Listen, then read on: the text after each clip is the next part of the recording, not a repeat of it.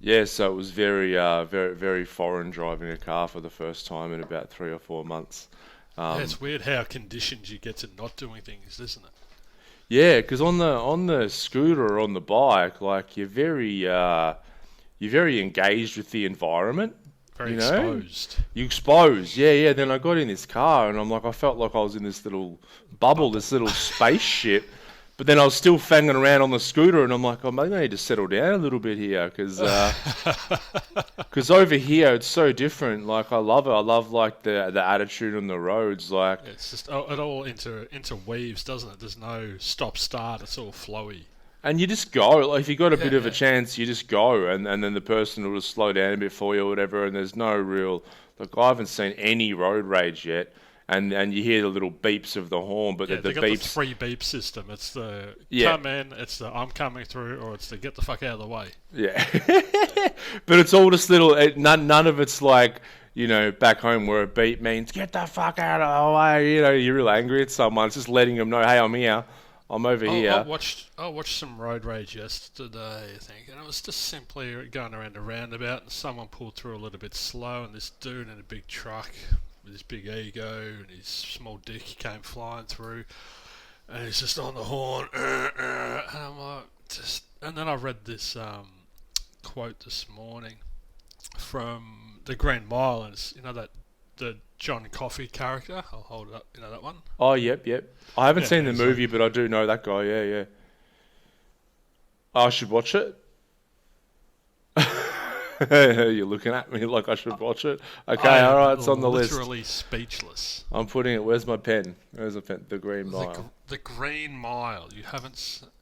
Oh, my heart just got a little bit sore then, Ryan. No, but it can get healed because I'm going to watch it. Because I'm decided to try and get a little bit back into just watching, you know, movies and stuff. Yeah, Because the a old while there, I school. saw that So, it's all pointless. so the John Coffey character, the guy who's in prison, he says, "I'm tired, boss. Mostly, I'm tired of people being ugly to each other." Yeah, And it's so true. It's just we are ugly yeah, towards each other. we are. And road rage is one where we're holding on to a bit of anger already, and then because there's the barrier. This is the same thing as the internet, right? And I've been having this lately, like. Fucking hell, the internet! Like we're looking at getting a VA just to handle just comments Maybe we on. should chip in and get a VA because I need one as well. Yeah, yeah. Mel's looking into it at the minute. She's great. She put in a thing, and she just we're looking for the prerequisites. You need to be woo woo, and you need to like have also these other actual things going on. So I'll, I'll chip in for a couple of hours. I need a VA, so well, I was going to speak let's to go you like harvesting one. I was going to speak to you as well about yeah, looking at ways to promote the podcast. Um, Because the podcast, and I think we're recording, so the listeners may or may not hear this. It's getting traction, man. Like yeah, poor old Deb is being inundated. Like she's been smashed from pillar to post with yeah, doing yeah, numerology yeah. profiles and readings from America and from all different places. And she's That like, that "Oh my was god, I didn't know that would happen." my yeah good friend from the States, and I know there's been heaps of others. Matty McNutt, we made over Yes. there who. Yeah, and he's just gone through our root cause therapy Yeah, yeah. training, and his wife's just about to start, and he's actually in plans at the minute to open up the Midwest Center for Healing over Yeah, I there. saw that. But he messaged me because he was having trouble getting in touch with Deb, and so I just sent him can't remember what it was, whether it was a email or whatever, and yeah, so I think he got the whole family done. He got him, the wife, the kids. He's like, just give me the whole shooting match. Right, and usually she charges $110 for a full numerology profile, which I'm Yeah, told is ridiculously cheap. I reckon yeah. she should charge $300 for the profile and a follow-up session just to sort Hmm. of talk people through it. But no, typical healer. I'm going to undercharge and undersell Yeah. myself. And she's done all of his for like $60 as an introduction price, and I'm Yeah. like, that's so many hours worth of work. So he's copped a bloody Great amazing deal. deal. Plus it's Yeah. US dollars as well, so it's Even less. So poor old Deb's messaging me. She's like, "Oh, I have to set up a PayPal, and how do I do that? And I have to set up a Zoom and all this stuff." So old school. Yeah, but she's loving it because it's her having to get out of her comfort zone. Exactly. Having to grow and evolve and everything. So yeah. It's a win-win all around. I think it's awesome. So, yeah, man, I got like a text message this morning. There's my phone from a client, and he's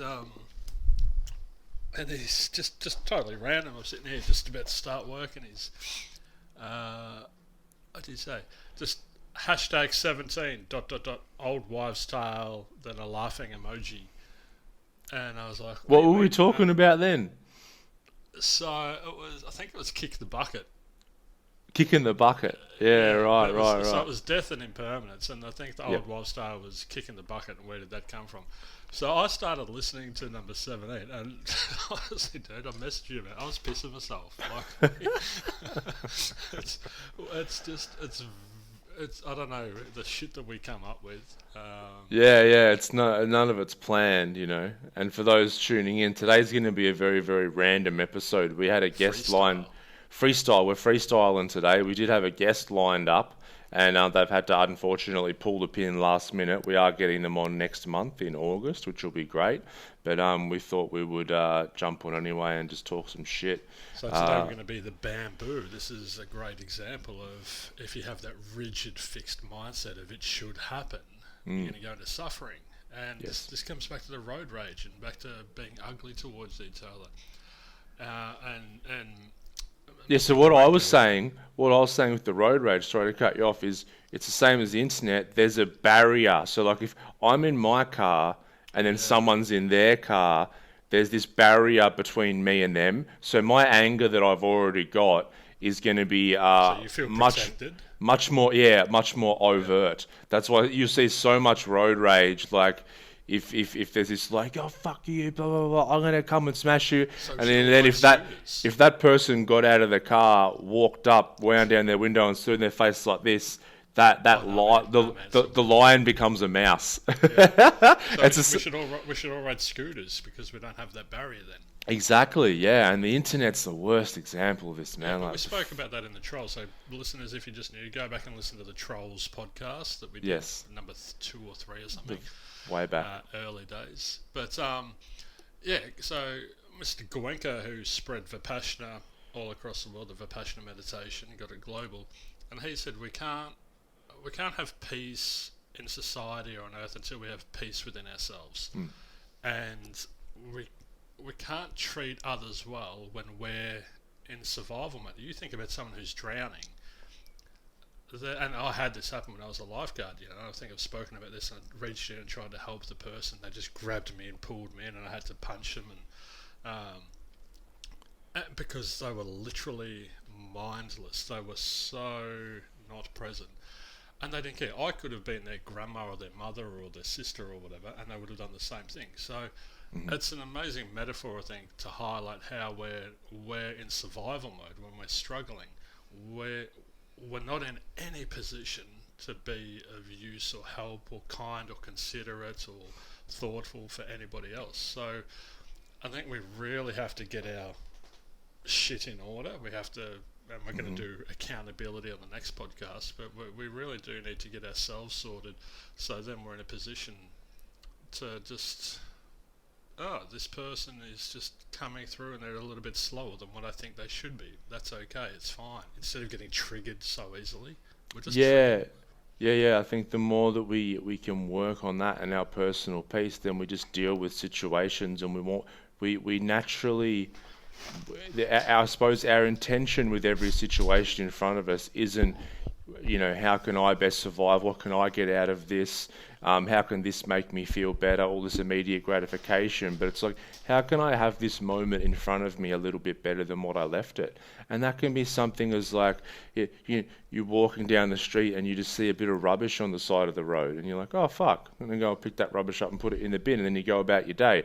Now you don't get stuck in mind going, oh, what kind of dickhead would drop that? What kind of blah, blah. Then, you don't have to make your life about picking up every other bit of garbage, but you can just sort of say, oh, here's a moment in front of me and I can make this a little bit better and then move on. That's more, I think, out of that survival instinct and into, understanding that we're all whole, we're all connected. But if you're stuck in some form of neurosis, if your mind is distorted and your emotions are disturbed as a result, you're not going to be present to even notice that bit of rubbish, to pick it up, because you're going to be so caught up in your thinking. You're going to remember that river that we talk about. You're going to be being swept away downriver, and you're going to be struggling and trying to get yourself out of that river, or just at least a bit stable. So you're not in any position to pick that up and to make the world a cleaner place, or just to say hi and smile at a stranger walking past you, or sitting on a train, talking to an elderly person. Hey, how are you? I did that once, and I intentionally went straight past my stop because I was so absorbed in their life story. It was worth more to me to sit there and listen to this person than it was to get off and go and have a beer with my mates. So it's but we can't do all of these things unless we're in that moment and able to make that conscious decision and choice. In that moment, I love that in the moment analogy. That's just, you got to be present. I found myself yesterday on the scooter, and I got an email, and I was off in my head thinking. And it's funny, on the scooter now, I was riding around with Tommy. We've got like a little baby seat on the front, and he's just learned. It's so weird. He's just learned to be able to like turn around and look up at you. Yeah. But he's only just learned. He's only done it a couple of times, and we're cruising the streets on the scooter and that. And I was off in my head thinking about this email and all this kind of jazz and blah blah blah. And then all of a sudden I look down and he's just staring up at me like, Dad. And then I'm like, fuck. Okay, get out of the river. Get out of the river. Come back to what's happening now. It's so easy to get swept down that river. Another way of describing it is, imagine your mind is like a train station, and think about how many trains leave that station. Trains of thought is a very common expression. So have a think about how many trains of thought are leaving the station. Now have a think about how many drivers are actually driving that train with intention or with purpose, or what's that word that we were thinking of the other day? It was that slipped me, but it was something to do with deliberate. That was it. A deliberate train of thought, where so many of them are being driven reactively. They're being pushed out by an emotion. So a lot of the time when we're talking to our friends or our partners or our parents, we're actually talking to their emotions. We're talking to their suffering. We're talking to their disturbance. We're not talking to the genuine and authentic them that's just sitting there in peace. No, of course not. 100%. Yeah, no. I was having a chat with a client this last week, and he's been through he's former army actually, but been through just so many different, psychologists, therapists, all that kind of jazz. And it's the classic one where you just get really defeated because you have actually tried a lot of things, and then you end up just deciding, oh, I'm fucked, whatever. And you can tell there's this part of him, because it's good. It's a good analogy. It's a fucking big train station for all of us, right? Because so many trains leaving every second, and these are all these neurological pathways and these thought patterns and these parts of us, and there's definitely this part of him, and I've seen it in many other people, that wants to stay stuck. There's this part that wants to stay depressed, wants to stay on the couch, wants to keep drinking, and all that kind of stuff. And if we don't recognize that, then we jump on that train every day, and we end up just going where that train takes us. So the first step is becoming very, very aware of that. Now, something that we know very intuitively, and we've probably spoken about it on the podcast before, is the neuroplasticity. I mean, we're always talking about trying to build new neural networks and trying to, do the mental reps, which is changing our neural networks, because we think that our brain is this solid state organ, which once it's built in those first few years, that's it.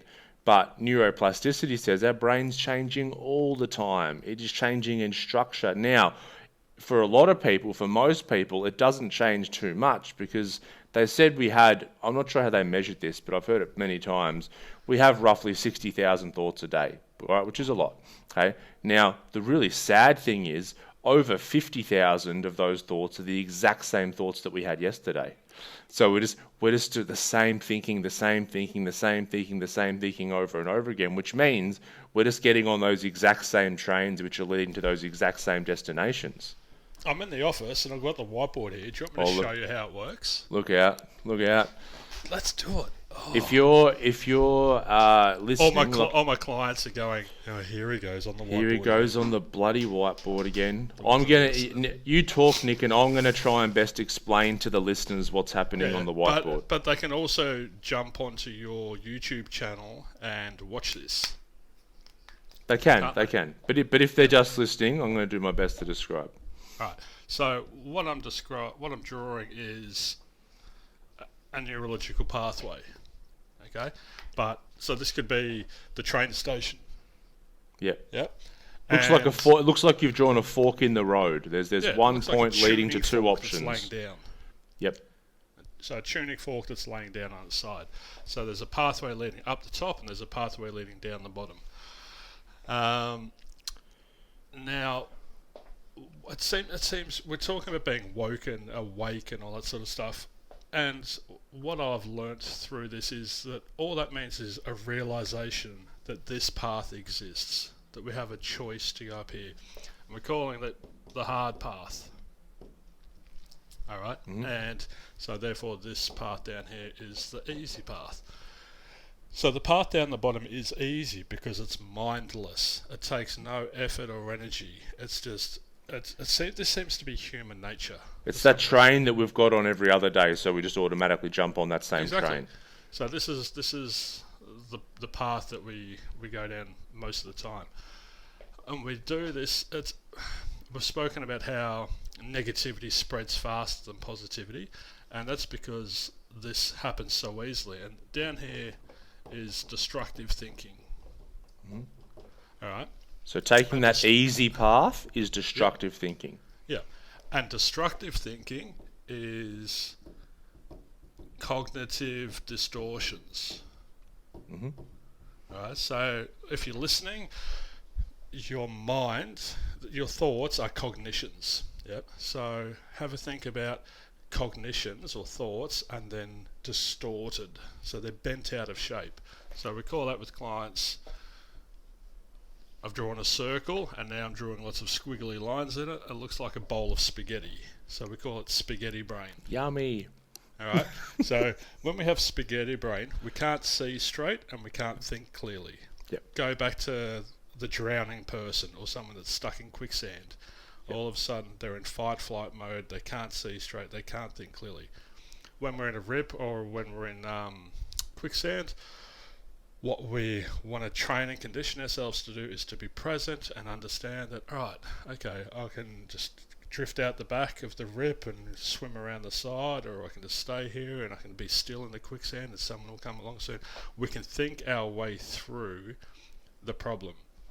All right, but we have to do that, we have to go into constructive thinking. So that's the top path. That's the hard path, is to go into constructive thinking.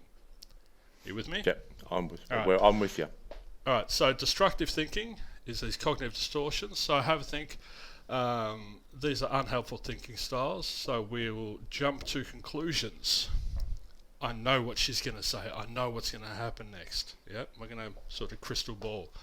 We're going to go into the worst case scenario. So we're going to blow things out of proportion. Oh, it was the worst day ever. Yeah. Was it? Really? Go and talk to the Holocaust survivors and see what they say about it. We're going to use binary thinking. So we're going to go into black and white thinking. Things are good or bad, right or wrong, positive or negative. We're going to use very rigid words like should or must. So these critical words, it should happen, it must happen. So these are expectations. For my clients, Nick, should's a swear word. I always pick people up. So should and try are my swear words with clients. I would much rather them say fuck and cunt than should and try.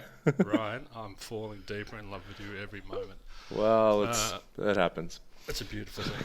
All right, so we'll take things personally. We'll make it all about us. So the ego will take a hit. That pride will take a hit. We will disqualify the positives. So we'll only focus on all the negatives, or what we perceive to be the negative things that are happening. We'll compare. A huge one is always, I can't believe they do that. I would never do that. Yeah, really? And we did a whole episode on quotes that we went through, and I don't think we spoke about this one, but one of my quotes that I love is, comparison is the thief of joy. Whenever we're comparing, we are not going to be happy, content, joyful. No, we're not. What else is there? There's thinking in terms of things are fair and unfair. So we're acting in accordance to our own personal law, not the law of the universe and nature. Can I give you an example the other day when I compared? And it's so funny. I went and played golf. Now, here's the problem. Before I played golf, I started watching my golf videos on YouTube that I subscribe to. So I'm watching Bryson DeChambeau and his new swing and him bombing at 370 yards. I'm watching professional golfer. I'm watching Rory McIlroy. I'm watching Dustin Johnson, and then professional golfers. And then I'm like, all right, I'm going out to play golf. And then I started beating myself up for not playing as good as them. All right, so let's pause and let's look at these cognitive distortions. So immediately, you've probably disqualified the positive things that you do well. You've compared yourself. You've gone, I should be better. You've gone into black and white thinking. You've gone to worst case scenario. I'm the worst golfer ever. Yep. So it's so easily that train leaves the station. And this is the point that I'm trying to make. I did pick myself up on that later, but even for me, who's been doing this work for so long and watching myself, I still jump on that train from time to time. And that's not something to beat yourself up about. We just got to notice. Me too. But I think the difference between us and people who haven't done as much work as we have is we have a capacity to observe ourselves doing that, and then we can go, that's I'm doing that. All right, let's pull myself out. The humour again, the laughing. Yes, we've spoken about that.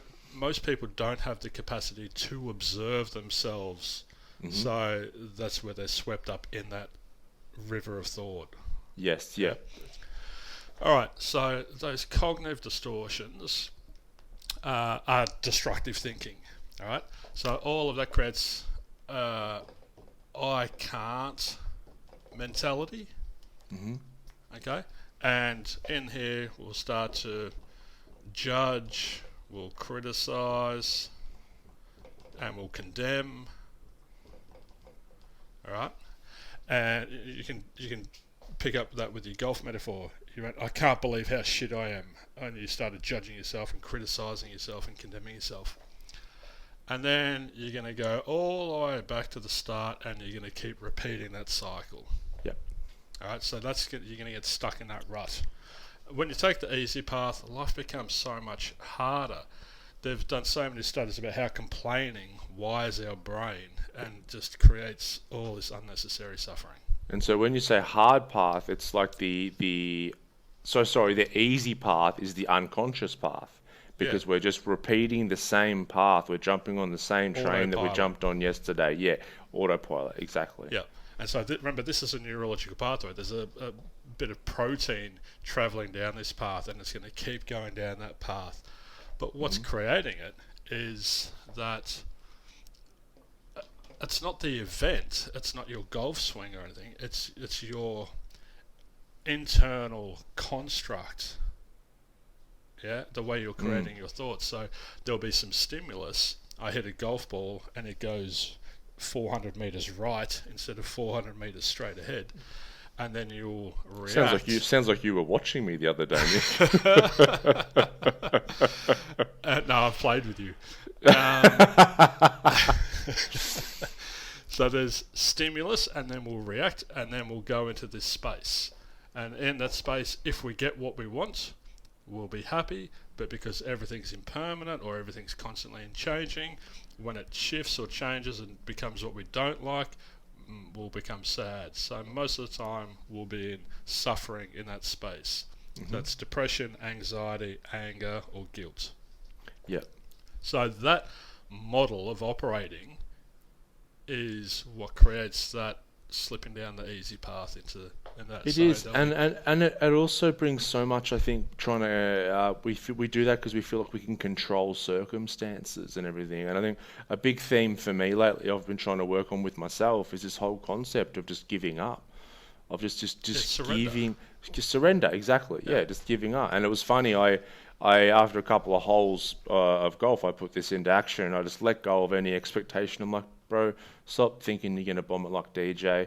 You're out here on a tropical island. You've got a beautiful Thai caddy here helping you out here. You're in the middle of the jungle. Yeah. Let's have some fun, right? So then all of a sudden it became about fun, and I gave up. Guess what happened on the next hole, Nick? As you hit it straight. I chipped in. I chipped in. I never chipped in for a birdie.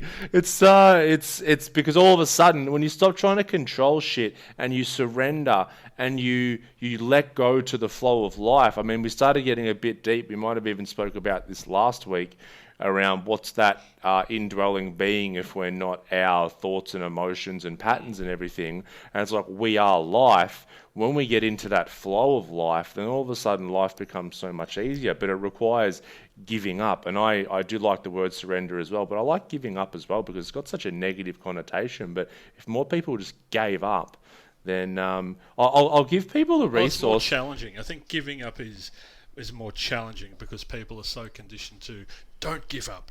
So it takes them out of that to the other spectrum, where surrender is a bit more gentle, I suppose.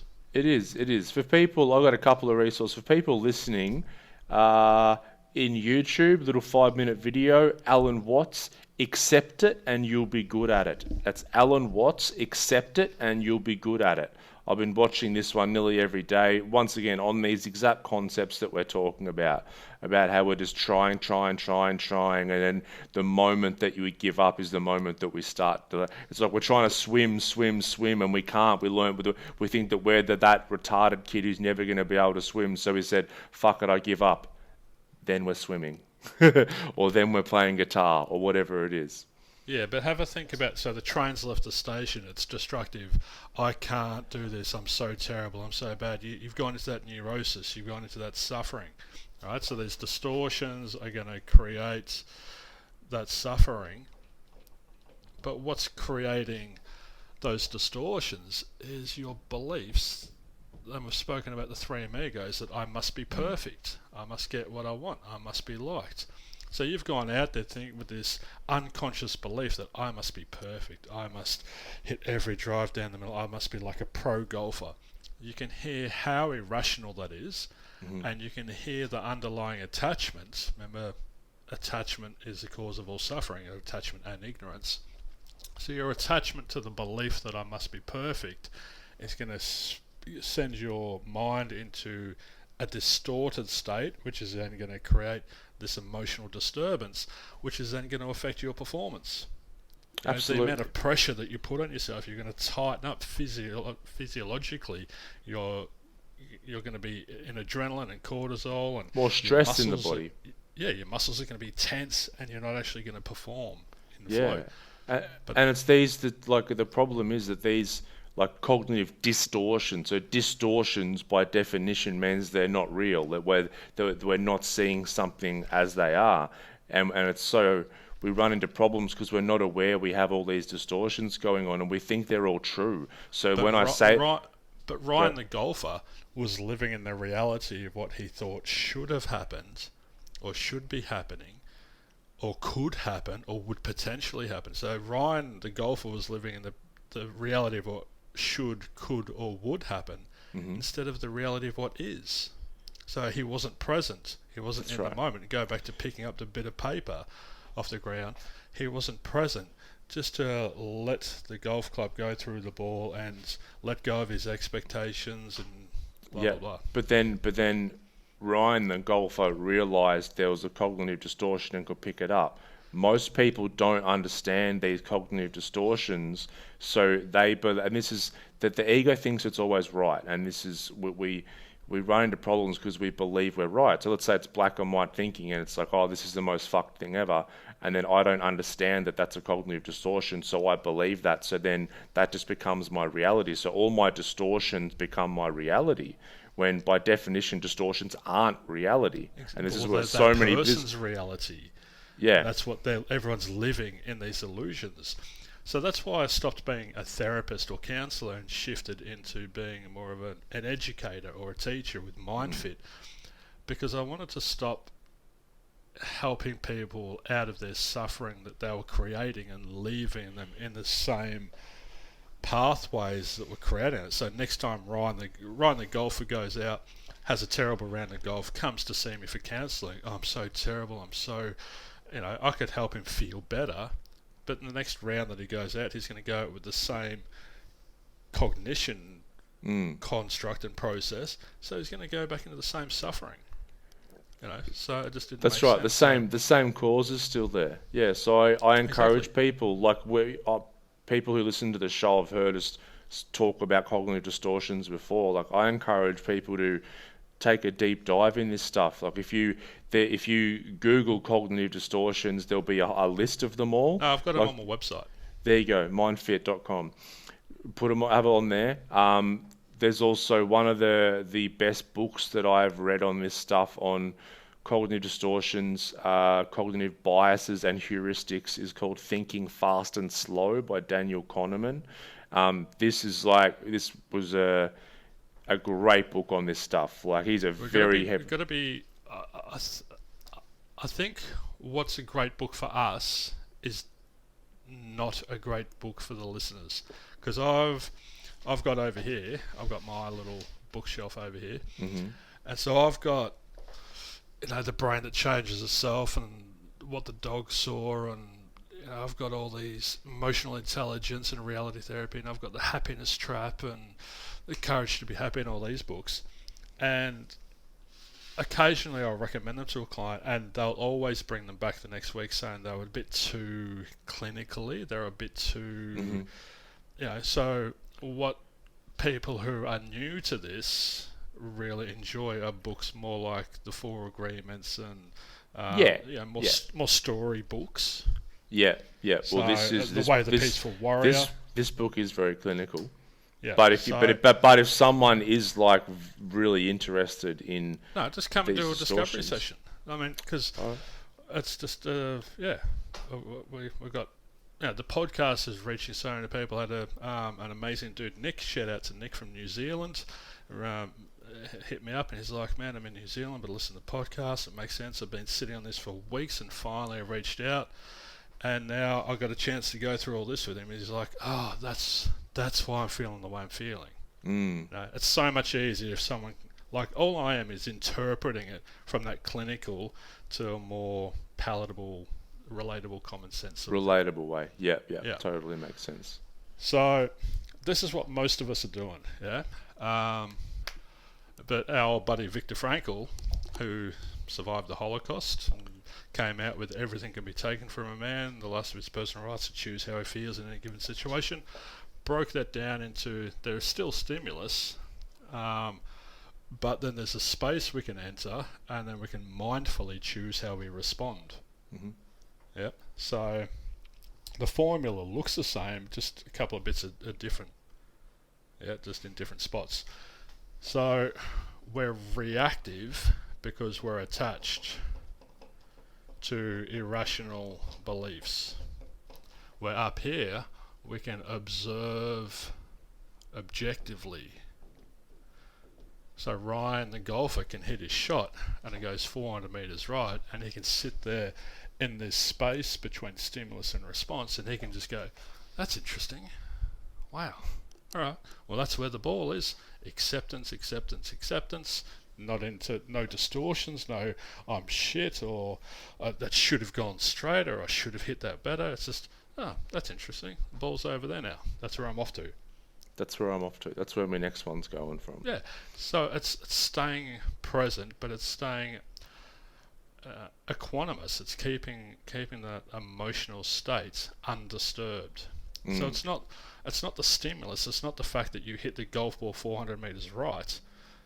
It's your reaction to that based on the expectations that you did or didn't have, or what reality you were living in. Yes. You've walked out there in the reality of I'm a pro golfer, where, as I said, I've played with you and you are definitely not a pro golfer. Nick, don't reinforce my negative beliefs about my golf, alright? I'm trying to strip your ego back. So, when we can learn to take the hard path, and you did it, you did a mental rep, so you caught yourself, there was a stimulus, you reacted, the train left the station, and then you found yourself in that space of suffering, and you caught yourself, you laughed, you went ha ha ha, you took the train back to the station, and then you went into constructive thinking. Yeah, and then rewire it again, because then we can get into trouble, because then the next hole I chip in and we can run into the issue where then I'm like, oh, hang on, no, I am a pro golfer. What a fucking great shot that is. Now I have an expectation of what's going to happen from then on. But So- instead, it was just like, oh, that's cool. That was cool. Let's just see what happens next. So Let's this see is- what this is- stimulus happens next. Yeah, so this is cognitive retraining, right? We're retraining our brain, rewiring our brain to get out of destructive, critical, judgmental thinking. And up here, we can actually be kind and considerate and compassionate and all those nice things. Empathetic, yeah. We're in a position where we can give instead of just taking. We create that I can mentality, and we keep moving forward. Yeah. Yeah. But in Vipassana meditation, once again, it's all Buddhism, and it's all the source of all suffering or emotional pain is attachment. So when you're sitting in meditation for an hour in complete stillness, you can't move a muscle, that's going to create a lot of stimulus. Yeah. And if for some reason there's a really nice feeling in one of your legs, you know, when it goes numb or something, and then you're like, that actually feels not bad. If you get an attachment to a desire to continue to experience that, you're going to set yourself up for suffering. The same as if Ryan the golfer had to create an attachment to a desire to chip in on the next hole, he's setting himself up for suffering. Yep. Where conversely, if you're sitting in stillness for an hour and not moving a muscle, you're going to experience some sensations that don't feel very good. But if you create an attachment to an aversion of experiencing those things, then you're going to set yourself up for suffering, because they're going to come back around later on. Yeah, it's it's a paradox and so counterintuitive. It's like the seeking for positive experience is in itself a negative experience. Okay, so it's summed up in this quote. If we don't get what we want, we suffer. But if we do get what we want, we also suffer. Yeah. Because everything's impermanent. Yeah. So we will never be okay. But the definition of happiness is to be content. So what I'm trying to teach people, and this takes a lot of work to do, to change that neurological pathway, and lots of challenging and lots of catching. But what we're trying to do is to help people be content with whatever it is that we've had. I've hit a bad drive, I'm content. I've chipped in, I'm content. My happiness is not dependent on the stimulus, situations and outcomes. I love the term I'm unreasonably happy. There is no reason for my happiness. I'm just happy. If I chip in, I can get happier. My happiness can elevate a little bit, because yay, that's joy. But if I hit a drive, I'm not unhappy. My happiness doesn't decrease, because I'm still out on a golf course. I'm in Thailand. I'm still, So our mind goes into gratitude instead of complaining. Yep. So if we come back to the train analogy that we started with, Yeah. I think most people get caught up in this whole process. I think the starting point is understanding that, let's say there's 20 trains that we get on every single day and we just keep doing it. But there's all of a sudden there's 200 other trains that we just haven't been aware of. And so we keep getting on the same trains because we're unaware that there's these other trains to get on, because we believe so strongly on the trains that we get on because we've been getting on them over and over and over again. And the fella I was talking about at the start, who was just like, that there's part of him who thinks he's broken in some way, and he's always going to be that way. And that's the part of him that as soon as he starts to get hope and something starts to go well, he'll start to go back into that destructive and jump on that old train because that's what he's done. But like those beliefs or those trains, if we bring them to the light of awareness and start to really question them, that's when they can start to fall away, because anything that isn't absolute truth won't survive our skepticism. The truth. We've got a stress test, and that's where that challenging comes into it. And as you said, anything that's irrational won't stand the test of truth. So Buddhism's been around for 2,500 years. No one has been able to crack the source of all pain is suffering, because the logic is so raw. The logic is so just factual. Yeah. And so when you push that up against someone else's irrational belief, those irrational beliefs are just going to crumble. That's right. But this is what we're experiencing. So I've drawn on the whiteboard stimulus, react, and then space, and then underneath that, stimulus, space, and react. So a client came in yesterday, and I was explaining all this, and I said, all right, so how much of the time, in general, do you think you're mindfully choosing how you think and feel and behave? How much of the time are you responsive to when things happen? And we just spent an hour talking about how irrational he was and how angry and upset he got at little things, and he said, I'd be reactive 90% of the time.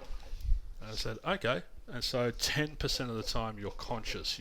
I'm going to go and choose to have a cup of coffee. I'm going to choose to brush my teeth. I'm choosing to go to bed.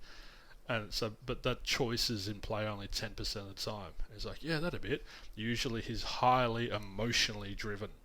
That's his emotions. It's his suffering or his distortions that's driving that train out of the station. Only 10% of the trains leaving that station have a driver in them.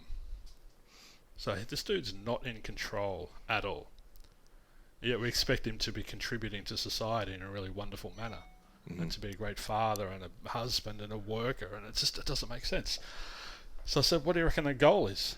And he said, 100%. I should be 100% responsive. And I went, you are not the Buddha. Okay, you are a Buddha. You can get on the path, but you are not. That in itself is irrational. It just highlights that belief that I must be perfect. Okay, so let's drop it down. Let's give you room to be human. Let's be 80% of the time mindfully responsive, and then 20% of the time we can just be normal and reactive. Yep. And he's like, cool. And this 10% that he had, I would see that 5 out of every 10 clients. The other 5 clients, it would be 80-20.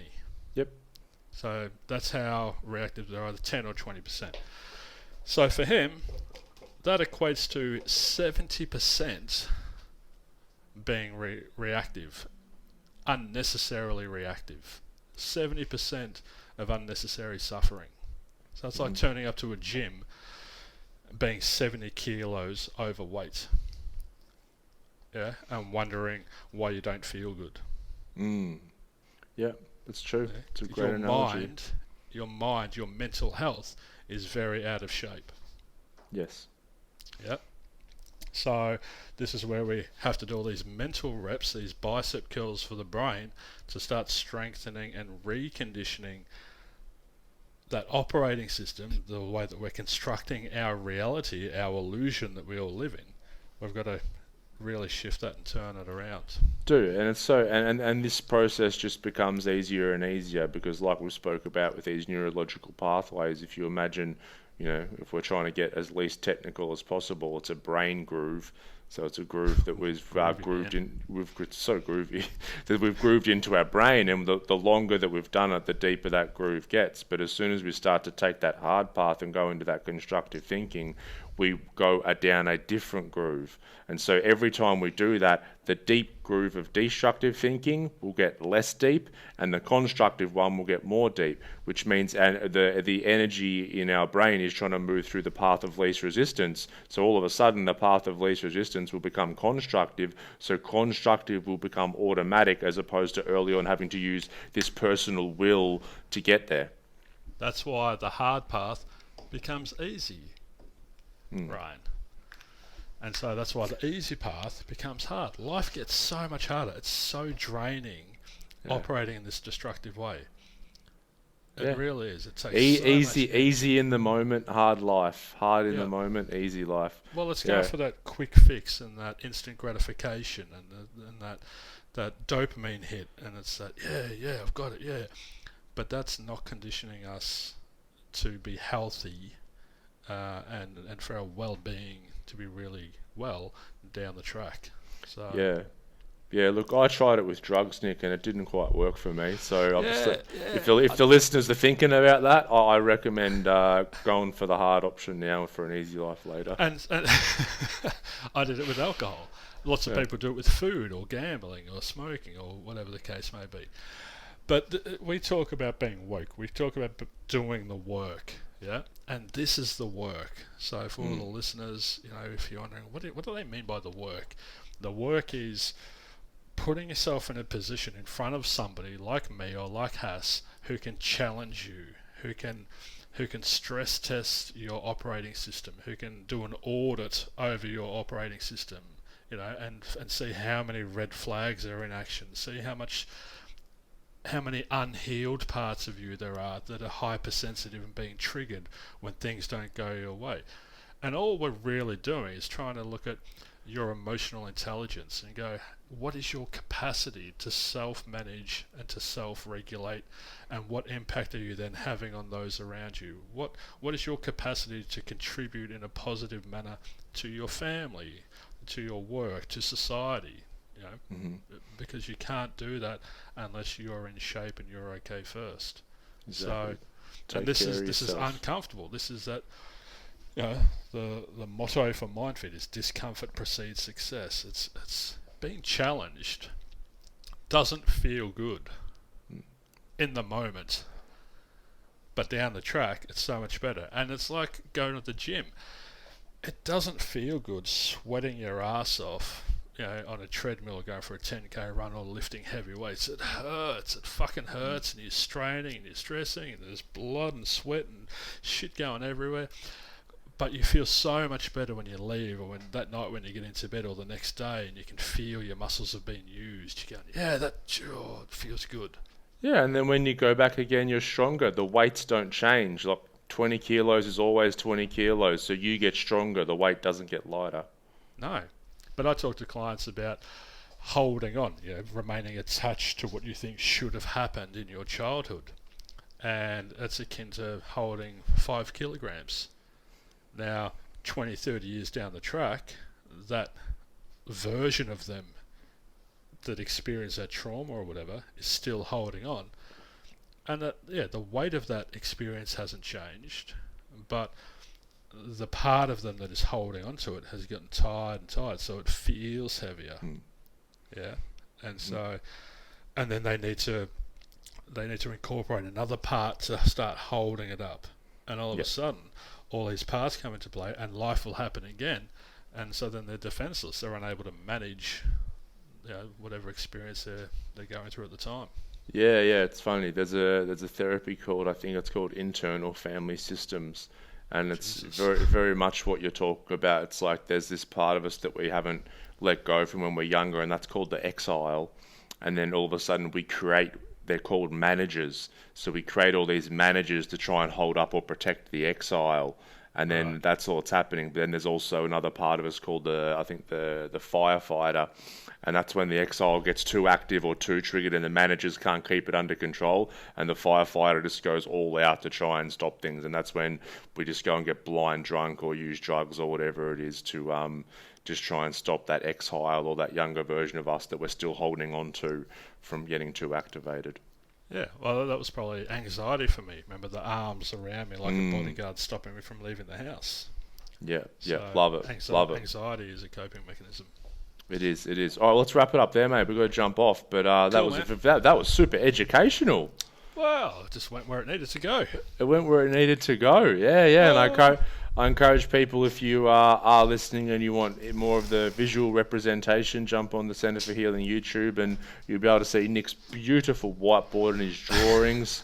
It's just a beautiful thing to look at. Can I just go back to the very start quickly and talk about how many people are getting value out of this podcast? And I want to take this moment to express my gratitude to you, Ryan Hassan, for the work that you do and for coming into my life and for turning up week after week and sitting in this space with me and having ramen and doing all this. Like, I couldn't do this without you, so this feeds my soul and it's helping a lot of people. So yeah, I just wanted to acknowledge what you do for the world.